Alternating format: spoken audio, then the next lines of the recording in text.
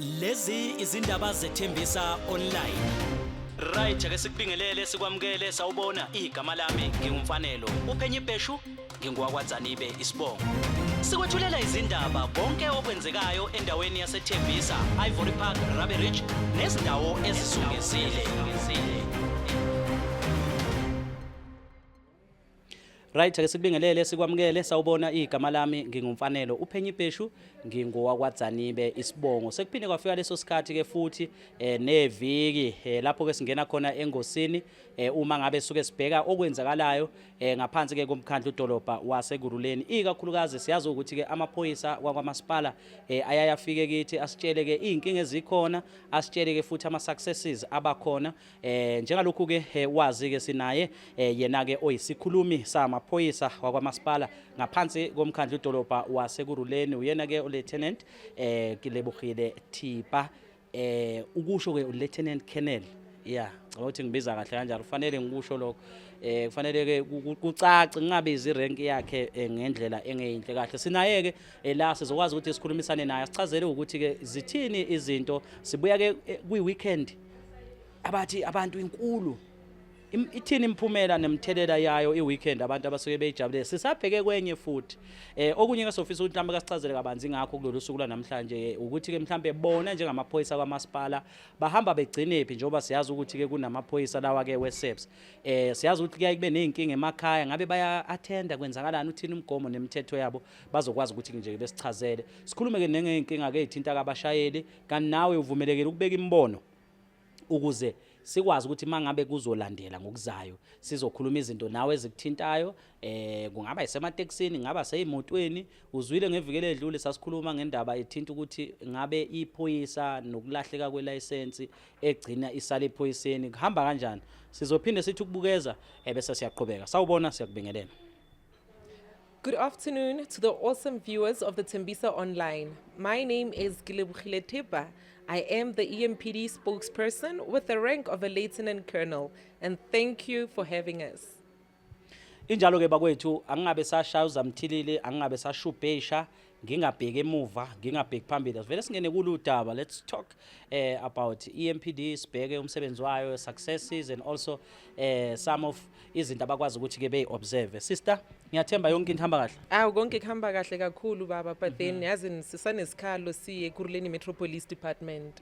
Isikhalo sethu ukuthi on one of the biggest holidays lesibe nayo meaning ukuthi le weekend, long weekend lesibuya kuyo, we are finding ourselves having fatalities of about 17 people that have perished from our roads. Why kusavela ukuthi abantu basamane bafa endleleni?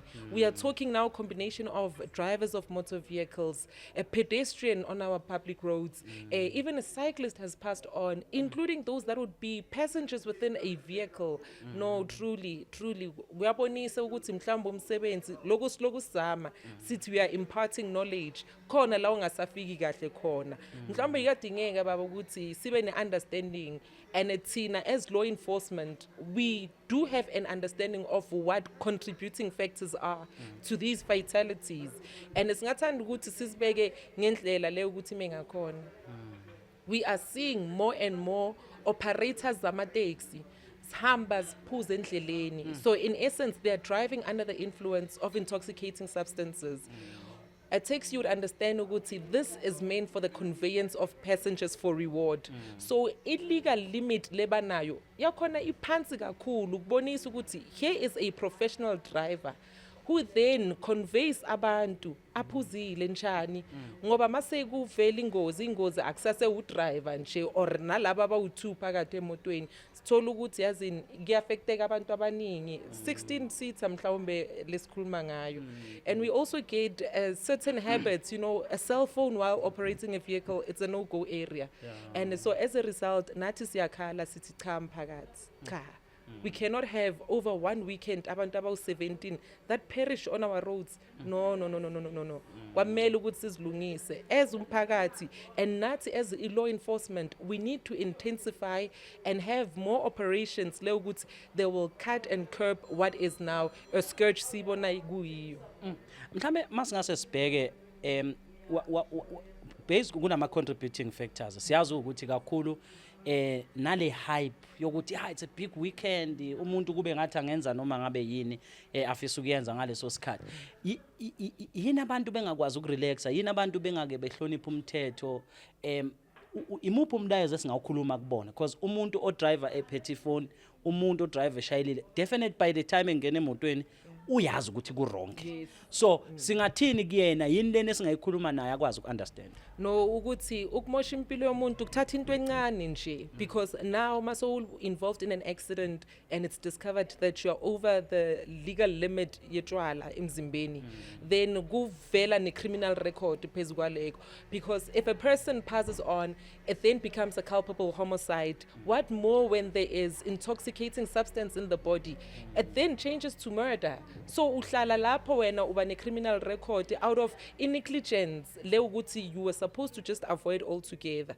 yazi baba South Africa or singabantu generally we have this tendency around payday yokufuna ukwenza izinto nje ngathi singabo superman or singabo kanjalo and it's not correct because of maybe siyazwisisa ama responsibilities given to us we must understand ukuthi safety is paramount not just for thina but even ama families wethu i-community yethu labo ukuthi nabo they end up being victims to these heinous crimes ukuthi yazini ngiyazihambela endleleni udriver uphuzile angishayise ngemoto sengiyalala njalo so we are saying to the community to the residents of our Aerotropolis city that we cannot be having this as an ongoing factor we as the law enforcers will intensify and are intensifying various operations and of course we are not working in isolation we are working with our other law enforcement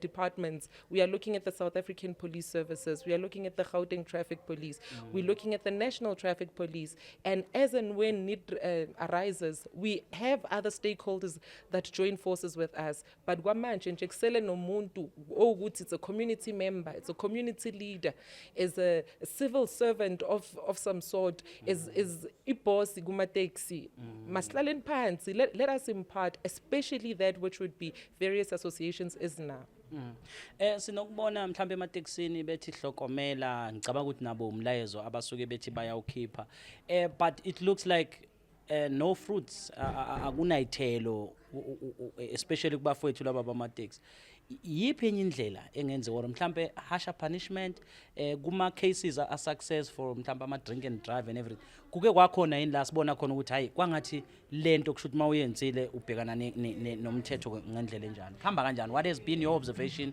for the years usuloku khona isiphoyiseni no the observation is yes although convictions ziba khona but then they're at a minimal considering the fact ukuthi you know previously we would use izinto efana nama blood kit collect ama samples wegazi la ukuthi they have to be processed through ama lab and then only obtain ama results so that would then take long and it seems like the long arm of the law is turning or the wheel is turning but turning very slow but when it gets to a prosecution we do find prosecution but only that you know it just takes long kuyadingeka ukuthi you know sibe nendlela le ukuthi we have an approach as abantu ukuthi we cut especially last bona khona ukuthi this has a potential of getting us into trouble why kwamela ukuthi wena uthi udakiwe ubamba iplug ngoba umuntu I'm sure ukuthi o drive imoto uzitshela ukuthi hayi angidakanga ngibamba iplug and ngingakwazi ukuthi ngisuse la ngibeke kuphi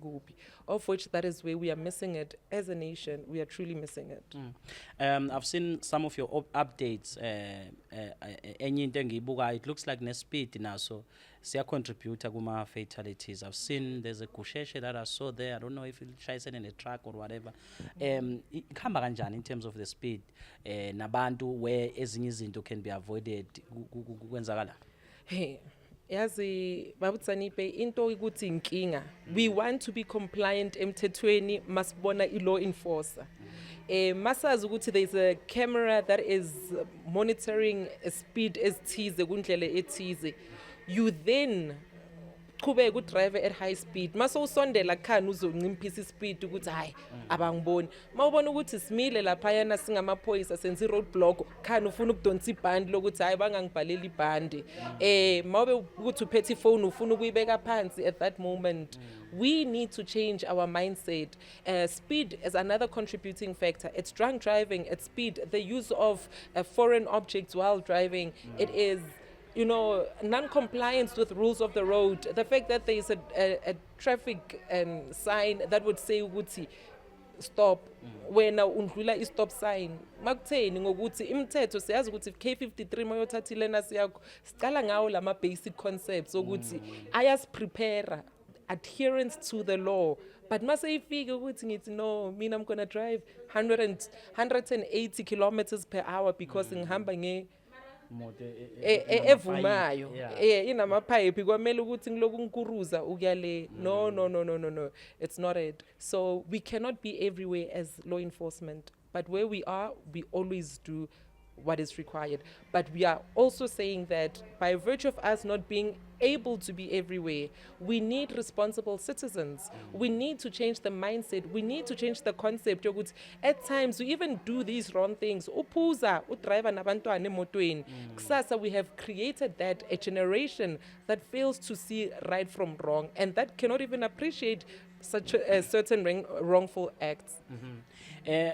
Mhlambe before ngikhuluma ngendaba yama pedestrian sisakhuluma nangaba ababezini most of the time ngokubona mangabe kunengozi ekhona abantu they will always say yeah if amaphoyisa were not taking bribes ngabe ku right ngabe akukho njani is it much of a problem in terms of amaphoyisa thatha bribe or nokuthi umthetho uyazama? What is your observation within nina ni metro? Two wrongs don't make a right. Criminality is criminality. You cannot be a police officer and be a criminal at the same time. So that goes without saying. The moment we have elements where motorist or a certain criminal, they pay an officer to look the other way, then that's where the problem also starts. Lento lena iqala kancane iloku ikhula kube something cancerous. Lekuthi eventually it cannot be contained.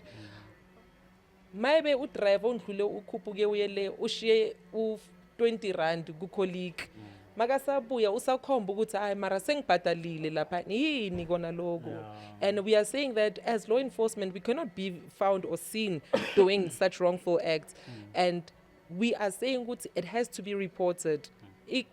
Any criminal element portrayed, seen, done by a law enforcement agency, great duties placed upon them to uphold the law, to enforce it. And as those that are custodians of upholding and enforcing the law, we need to ensure that we are always prim and proper, professionalism at all times. We are further saying to our communities, again, as the police alone, we're not going to win this battle. We need your involvement. We need your willingness to do what is right. We will then impart knowledge. We will have such engagements, but it only takes concerted effort from all of us joining forces and ensuring that compliance is at space. Pedestrians, looks like it's still a problem. Ama jaywalking, I don't know niwa separate kanjani ukuthi what is jaywalking, pedestrian and stuff. Kunokuba nama bridge, kunama pedestrian places, but it looks like abantu basaphelele emgaqweni. Hayi kakhulu baba. Ene yabona mawubona okuncane kumane cross istrati unsafely, so it simply means ukuthi ubone komunye omdala. Credit should be given where credit is due. We have our traffic wardens that main certain points ezikolweni, and I've also seen in other schools within the city of Ekurhuleni where the community members have joined forces. You understand who that is a parent who sees the necessity for umntwana fike a safe esikolweni. So we truly commend and appreciate such joint ventures because again, like we said, ukuthi ngeke sikhone C1. We are further just saying ukuthi with these joint efforts siyokwazi ukuthi senze okungcono kakhulu and umntwana makabona into wrong from umuntu omdala yini lokhu sobe sithi sikufundisile kanti okwethu masicala ukuthi sizilungise thina sikwazi ukuthi mase silungisa laba abancane we have now imparted and skilled the young generation as baloku bakhula ukuthi kusasa nabo bakwazi ukuthi bahambe ngohlelo bahambe ngendlela iqiniso. Ngaphambi kokuthi sivale sikhulume ngokuthi i-role niyakwazi ukungenelela yini ezinkingeni zama domestic mhlawumbe uthi naku ingane ishayo ebazali niyakwazi ukulekelela yini kuhlukana kanjani okwenu nokweSAPS kodwa ukhulume ngecredit kunabafowethu abama la ku R562 mawungathi ubheke eOliphant noma asibonge man siphinde futhi siye la ngase eView khona into abayenzayo ethe ukuhluka so asikusho njengoba niphethe nikwazi ukudlulisa umlayezo siyazi mangabe bengekho siyabona kanti futhi noma bekhona ukhona umehluko kusho ukuthini ukuthi bezidedicate ngale yandlela because indawo leya enokuxaka ngetraffic kodwa asakhali kakhulu no kusho ukuthi you know when the commander they are actively involved you see such things ukuthi deployment it will be in line with what the struggle of that precincting area is so siyakwazi ukubona ukuthi there is a need for ukuthi ama pointsmen abe khona every morning and every afternoon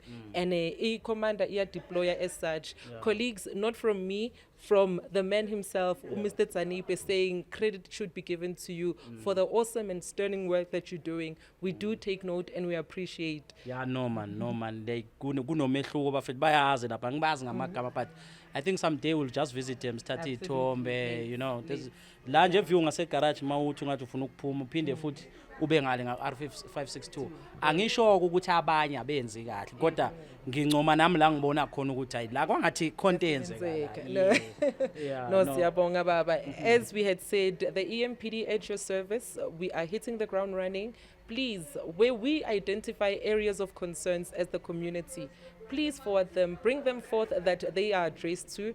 And we have various precinct stations within our regions. As we all know that it's divided into 3 and now being within the northern region, we are saying, Gutsi, we are at your service. Ngicela nisebenziseni.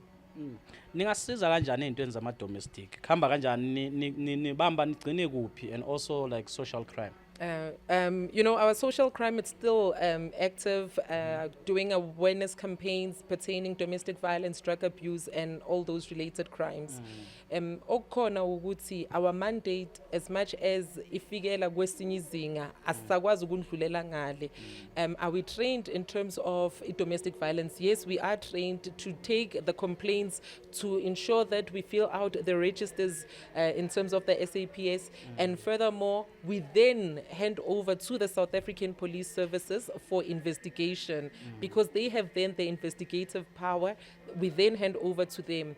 Inking ebakhona puti ukuthi mina angazi kusuka kwenzeni are we trying to be are we even building a society here you get an instant la ukuthi ngishawe umuntu ngihambe ngiyovula icase SAPS mase ngibuya ngiyacabanga ukuthi hey yazi ngathi le blessa lami ngeke lize lingibone kahle no manithi ngiyocima ngale and kanti that is just elements and ideology of being a victim you will forever be a victim for as long as you report a crime maceda lana ngokuthi wena usocabangelo okuthize then uyasusa you know let us be responsible citizens those doing wrong let them face the full might of the law because the law is truly protecting each and every citizen within the republic. That is mouthful. Your last departing words sesiyivala kupho kunye ongathanda ukukhumbuza abantu sikwazi ukuthi siva. Sisamane sibuye futhi sithi silanda enye i-long weekend sibheke Friday lekuthi singena kuyo it's another long weekend please residents of our beautiful city sidinga ukuthi siphepheni ngasonke isikhathi let us be seen let us be visible as pedestrian let us not be on the freeway by foot. It's a no-go area. Let us not drive while under the influence of intoxicating substances. But above that, we still have abantwana la ukuthi they are roving the streets. Sibonile abanye baye ezikolweni, abanye baye ezikolweni. it takes a community to raise a child. Masibambisaneni ngabantwana sinsure ukuthi they are safe at all material times. And us as the EMPD, we are hitting the ground running, ensuring that you are safe throughout this period. Siyabonga for support, siyabonga ukuchaswa yini, and just to make sure that we do our work. And again, the love that's always given. When we stop you guys, the respect, we truly appreciate it. We thank you. Ayi bakwethu uma ngingase ngithi khona okusalayo sekungawukuthi ke nje nami nginehaba uzwile uma ngabe sikhuluma naye ke Lieutenant Colonel Kilebogile Thipa okuyena ke oyisikhulumi lapha yana ke kumasipala womkhandlu dolobha waseKuruleni obhekene namaphoyisa kamasipala angisho siyakubonga kakhulu ziningi ke izinto ayikhulumile bakwethu onendlebe uzwile umuntu ongafunike ukulalela ayikho into singayenza ngoba njengoba sikhuluma nje ukubalekile suke sikhuluma nabantu uzwile bafowethu lapha emateksini kuyakhalwa ngani bantu abahamba ngenyawo neqake imigwaqo emikhulu kuyakhalwa ngani ake sithi masibuya ngelinye ilanga sizothi cha nako sesibona kwenzeka kahle uzwile nathi masikhuluma sincoma amaphoyisa akwazi ukusilekelela la emgaqweni ekhona esiyibalile siyakuthanda ke ukuthi ke kube noshintsho uma ngabe sikhuluma nawe wena obhekene ne-GBV yeke indaba yokuvula icala uphinde uyolivala ngenxa ukuthi wena uthi uthembe ukuthi la uyondliwe umuntu mayiseze wakuthinta shiya phansi ayibuye sabuya ilungiseke ngoba egcineni sekuyobuya sekuthiwe naku usuyangcwatshwa igama lami ngingumfanele uPhenyi Bheshu ngingowakwaDzanibe isibonga sibonga kakhulu ke kubanele uBrazo Sondlo ngokuthi kakwazi ukusiqoqela asihlanganisela phinde futhi asididiyelele lona ke lolu hlelo kuyona ke ingosi yethu la suke sibheke khona sikhuluma ke ngeindaba ezithinta iEMPD okuwamaphoyisa kamasipala ngaphansi komkhandlu dolobha waseKuruleni kanti ke ukhona ke nayo uKhaphey insizwa ke esebenzisana nayo la njengalokhu ke ikhona nje ngithi ke usale kahle